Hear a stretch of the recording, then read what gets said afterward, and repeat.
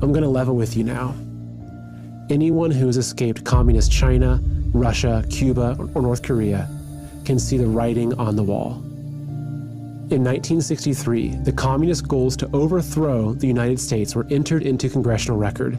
They stated, capture one or both of the political parties, infiltrate the press, gain control of key positions in radio, TV, and motion pictures.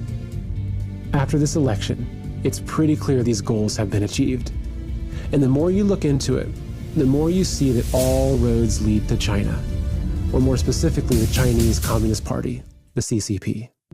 Guess who owns a massive chunk of Hollywood, including AMC theaters and legendary film studios? You got it, the CCP.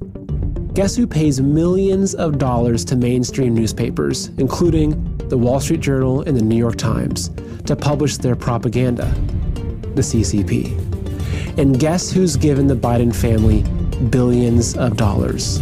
Yes, the CCP. Now do you see why Biden is the media's darling? On the contrary, who's been the biggest thorn in the CCP's side? Who stood up to their abusive trade policies and slapped them with billions of dollars in tariffs? Who dismantled their stranglehold on manufacturing and brought American factories and jobs back home? Who stopped the pillaging of U.S. intellectual property? Who put serious penalties in place for violating religious freedoms? And finally, who had the guts to call a spade and rightfully point a finger at the CCP for concealing a virus that has crippled our entire world? President Trump. Now do you understand why they hate him so much? They've been coming after America, coming after you and I for decades, and their plan was basically complete. That is, until President Trump got in their way.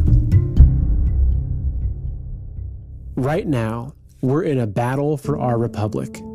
The enemy is already inside the gates.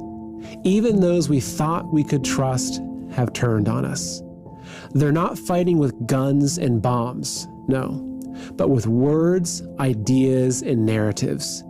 Because what they're fighting for are our minds. In 1956, communist leader Khrushchev said, "We will take America without firing a shot. We do not have to invade the U.S. We will destroy you from within." I hope you can see now that the invisible enemy is communism, and the most deadly virus is the Chinese Communist Party. It sneaks into a country through the vices of corrupt politicians, businessmen, and people with power and influence. It rips through cities and towns, bodies and minds, leaving no stone unturned, no soul untouched, and a trail of death and destruction in its wake. It sows its seeds by convincing us that lies are truth, evil is good, and hatred is love, that division is unity, and that our enemies are each other. Man versus woman, rich versus poor, black versus white, left versus right. It takes root when we feel helpless, afraid, and alone. It erases our history and slanders our forefathers, and teaches our children to hate themselves, their families, and their country. It ridicules our beliefs, undermines our values, and attacks our way of life. It even demands that we kneel down in shame. But we will not be ashamed. It can't pull the wool over our eyes anymore, because we know who we are. We fought to escape tyranny. We bled to end slavery. We revere the brave men who died to secure our freedom. We welcome people of all races and religions. We love our neighbors. We help the poor. We cherish our families. We work hard for what we have. We unite in times of hardship. We know good from evil and truth from lies. And we know that our rights don't come from the government. but from God. And we will fight to the death to protect those rights. The time ahead is critical. We, the people, need to call upon our president to defend us from enemies, foreign and domestic, and uphold his oath. For the time being, we still have free press and free speech at our fingertips. But if we don't grab hold of them now, we'll lose them forever. Independent, honest media companies like OAN, Newsmax, and the Epoch Times will guide us out of the darkness, while mainstream media will only drag us further down. It's time to stop giving them our money, our attention, and our minds. Unlike their Facebook pages, unsubscribe from their emails, unfollow them on Twitter, delete their apps, and stop visiting their websites. Support the countless patriots who've gone through hell and high water to get this information to you.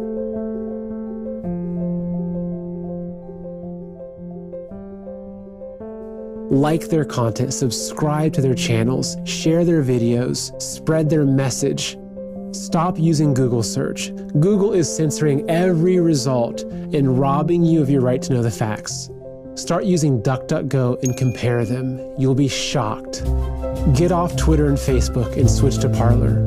Join millions of patriots who have already turned their backs on these toxic companies who dare silence our voices.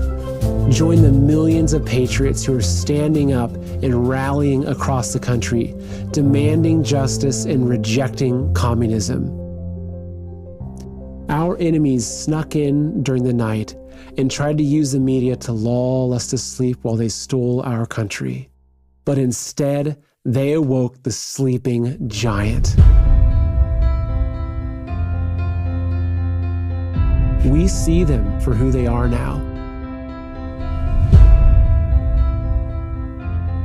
And they'll never be able to fool us again.